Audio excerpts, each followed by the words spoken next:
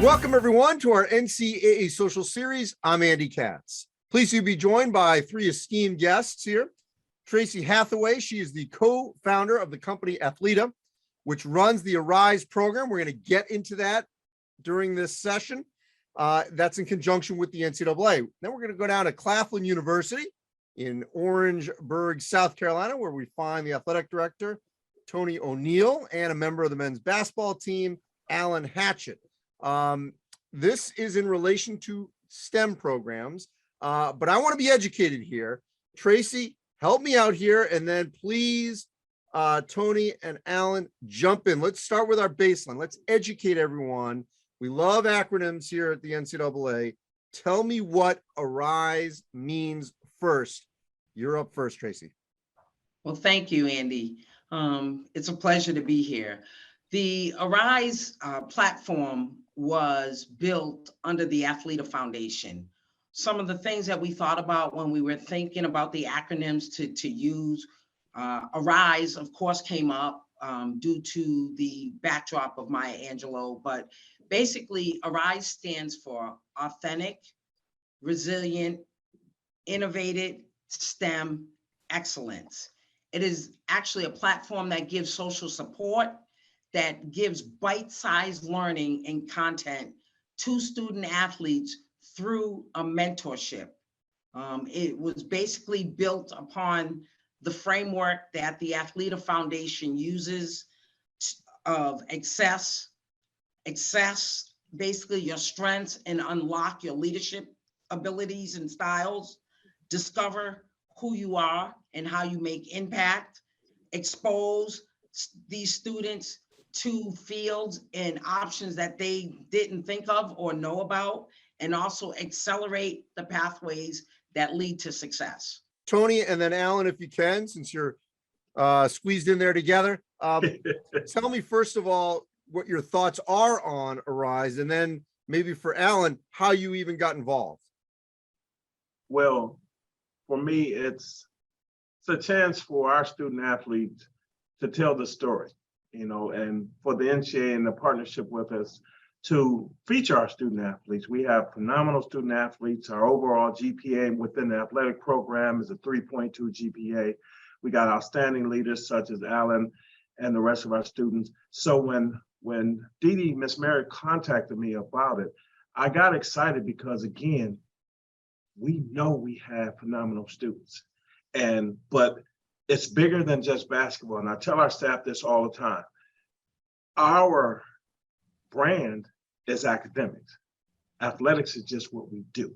So any opportunity that we can feature our brand and show our student athletes and show that academic side and put them in the right space. You know, when we were coming up, you know, I don't know, Andy, I might be a little older than you. We didn't have these opportunities to get in front of, you know, vice presidents of Chase Manhattan Bank or you know, presidents and things of that nature. So when this program came about, it gave us an opportunity to put our kids in a different space. And in that space, they'll get a chance to grow as young adults and advance their careers. And like I told them, the beauty of this is their work is already speaking for them. You know, when Dee contacted me, she contacted me based on the academic profile that we have for our student athletes. And before you answer, Allen, just for those that don't know, Dee Merritt from the NCAA does exceptional work within this space. Just want to put her name in context here. Go ahead, Allen. All right. So as far as how I got involved in the program, initially last semester during the pilot, I had no idea what athLEDA or Arise was. It wasn't until our team academic advisor sent me an email saying there's this program that I just had to join. And so fast forward to this year, I'm more involved this year. I actually met with Jelana and Tracey after our first meeting for Arise. And from there, I told them my goals, I told them my major, I told them like my viewpoint on the program. And since then, they've gotten me more involved. They got me linked in with an exceptional mentor. I've also been able to come out of my shell and participate in more events, network more, build my brand as personal brand. And also they've helped me gain some guidance onto what I want to do after I graduate, which I'm sure we're going to go more into like the actual details and the perspectives a little later in the program. Which is what I want to dive into now. But one thing that, as we discuss the actual program, and this is what I love, Tracey, is that especially as a parent with one in college, one trying to go to college, and you think about everything so college specific at that actual school. And what's great about this is not every school has every opportunity, but there are programs that can transcend each individual institution to connect these student athletes across different parts of the country, different levels of institution. And so you don't have to be pigeonholed in, okay, my school doesn't have X. Right. Oh, where can I find out about this and still be connected, even if it's virtual? So Tracey, let's peel back the onion here on the actual program, that 13-week program. So the 13-week program, Andy, gives bite-sized content that the students actually absorb in like a TikTok style. So it literally takes them less than a minute, 50 seconds to look at the content, because we know how busy student athletes' schedules are. At that point in time, they meet with a mentor, and their mentors could be in the UK, in the United States, in California. They're all over the place, but they meet with them in a Zoom, and it lasts for about 30 to 45 minutes every other week. That's the commitment. We've seen growth, substantial growth in our student athletes' EQ. We do a baseline EQ in the beginning and then do a Delta score at the end. When we think about our community, right now there are over 300 community members. 92% of those within the community are from the Black and Brown community. 84% of the mentors are of color. 70% of the mentors work in STEM. 61% of the mentors are women, with 60% of the mentors being former student athletes. Mhm. And then when we look at the students and who is in that community, 30% of the students come from a STEM major. And that is exceptional. So Tony, if you can jump into that, first of all, the mentors that Tracey just was discussing, what have you seen in terms of that commitment and the engagement from individuals that don't have to do this, but clearly want to give back to pay it forward? Well, just talking with Alan and some of our other student athletes, just the interaction that they have. But the big thing for me was last week we had a networking sponsored by Arise, and they brought in VPs, regional managers that looked like us, and they had a female VP that when she grabbed the microphone, you could hear a pin drop in the room because she was able to communicate with the young ladies. She made one statement that, I turned my head and started smiling. She says, "Hey, if you wear the dress to the club, you can't wear it to work." And she talked about, and it was powerful, she talked about being able to navigate, as a woman in a male dominant field and still prosper. And just to see the young ladies light up, and just even the men, even our student athletes, our men student athletes, they were like, wow, it's powerful. But it put things in content for our context for our student athletes. But to have those type of leaders fly in from all over the United States and to come in and spend a night with us. And it wasn't just the students in the Arise program. We invited our whole athletic program to that event. So it went very well. And it's a powerful piece. These mentors are doing phenomenal work with our students. Alan, how do you tear down the stigma of STEM, that it can be intimidating, that it's something, I don't know if I'm ready for? How was that sort of torn down a little bit for you? So I feel like when people hear STEM, they think math, science, numbers. I can't do that. It's impossible. Well, and the reality is we're doing things that's involved in STEM already coming up through grade school, because basically STEM, all it is just basic math and science that just, it's more added to it. But if you understand, in my opinion, if you understand the basic foundation of math and science, you're able to learn it. It just may be a little bit tougher than others, but usually it's not as bad as it seems. Like, I think it's just typically the overall intimidation of the STEM major. But one thing that Tracey shared to me is that about 10% of Black students in America are within the STEM major, and even less a percentage of that goes into actual STEM jobs in the field. So I feel like if the word gets out that more students understand that it's not as bad as it seems, it's not as intimidating, and they're more encouraged and more inclined to get involved within STEM majors. Tracey, I'm just curious your impetus. I mean, you were in administrations at Salem State, UMass Boston, Concordia, former coach at Roger Williams in Rhode Island, which I know well, in Bristol, Rhode Island. Beautiful campus there under the Mount Hope Bridge. And I'm just curious, what was your impetus to really going in this direction? Well, one of the things when I was working on the campus, I often realized that there were student athletes who looked just like me, always looking for advice. So when I started with a team of 15, I had, the student athletes of color that were on my team that were constantly coming for advice. And then I recognized right away that almost the entire athletic department, I would see more and more students coming into my office who looked just like me. I figured at that point in time, I transitioned to administration. And within that, my goal was to really help be inclusive of all the student athletes. But of course, those who look like me were more comfortable coming into the office. There's several student athletes who have success stories that I've worked with. Yeah. At that point, I realized, it's bigger than just going from school to school. The difference is that we measure at athLEDA, we measure the metrics, and the metrics speak for themselves as more students come in and grow. And that was the biggest reason why, talking with Dee Dee Merritt, again, the executive leader for leadership development, that's the biggest reason why she took a real deep dive into what athLEDA does. We measure everything that we touch within this platform. Yes.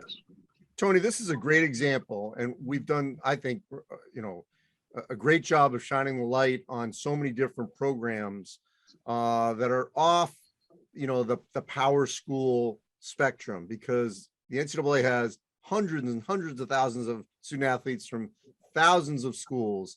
And this is yet another great example that is out there that a lot of people don't know about. What is it about, you think, the connectivity of, using sort of the NCAA as sort of in the center here to bridge these different schools that may not get that attention at different parts of the country, different levels, whether it's 1, 2, or 3, NAI, you name it, that allows, everyone to sort of come together in programs like this that usually, people just don't know about, that we're sort of bringing all together. Yeah, and it's funny you say that. Just, you look at the Power Five, and everybody talks about the Power Five, and like they're the premier student athletes. But at the end of the day, when graduation hits, they're all going to compete for the same jobs. So our students have to be prepared and not be intimidated by someone who says, I went to such and such university. At the end of the day, it's about that, you taking advantage of the academic programs that were presented before you, and you go out and you represent yourself well. And for our students, it's been beautiful because it shines that light. This program shines the light. It didn't matter, where we come from. And I always tell people, when you go into the interview room, the credentials are there, but it's who you know, and 9 times out of 10, it's not the people that you have on your reference list that are being contacted. So it doesn't matter if you go to Ohio State or South Carolina or Duke or Claflin or FAMU or Bethune-Cookman. It's people like myself and like Tracey and like Ms. Merritt and others who are out and advocates for our students that have a pretty good reputation and pretty well known, and and they go, You know, if you say Claflin, somebody's going to say, oh, DeJuan Warmack, our president, or Tony O'Neill, or any, so by us being out in the forefront and doing the things necessary to advance our careers and opening up more doors to advance their careers. And I'm a product of an HBCU. And I tell them every day, I say, listen, God has blessed me. This is what I come to work to do every day, work with young people. And it's a beautiful thing. So it levels the playing field.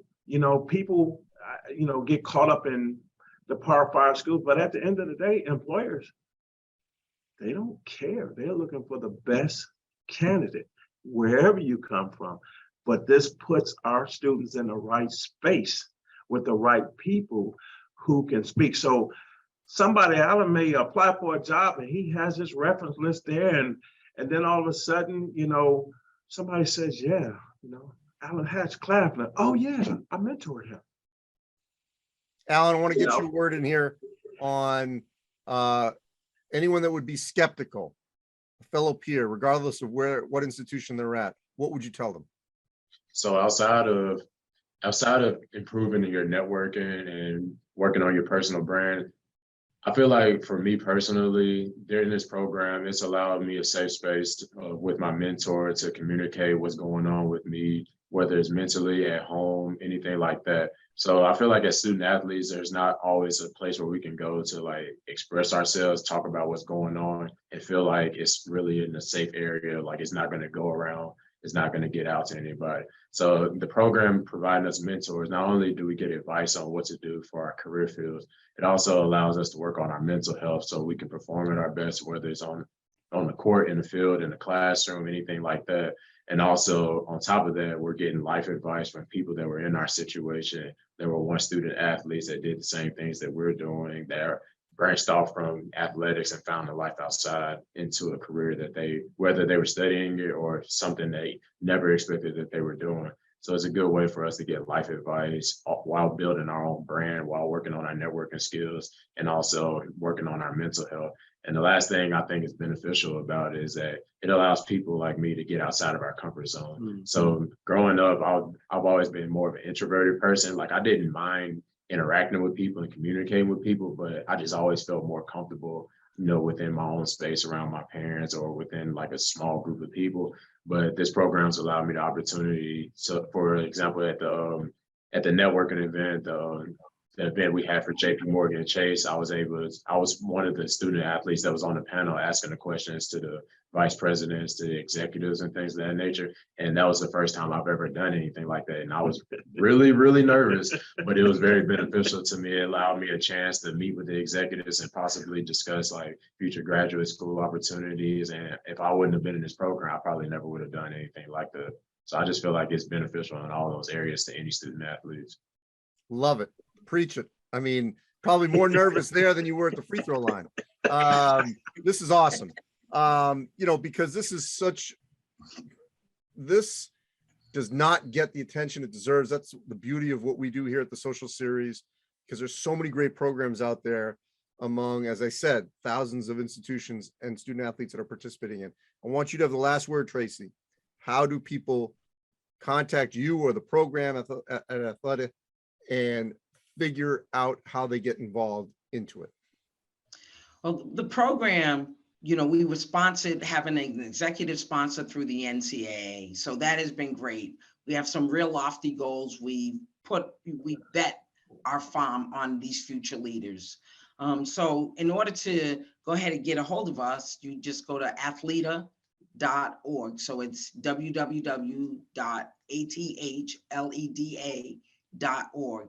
Or you contact the NCAA and Dee Dee Merritt through the Leadership Development Program, and she will get you directly in contact with us. Our goal is to go ahead and be involved in every HBCU within 5 years. That's 108 of them, as well as the underrepresented HSIs, which are the Hispanic serving institutions. When we look at that lofty goal, we're looking at over 10,000 students within 5 years with the trajectory that we're on right now. Tremendous. Appreciate all your hard work that you're doing on this. I mean, hopefully we can get you back on to sort of update where things are going in future shows and future years.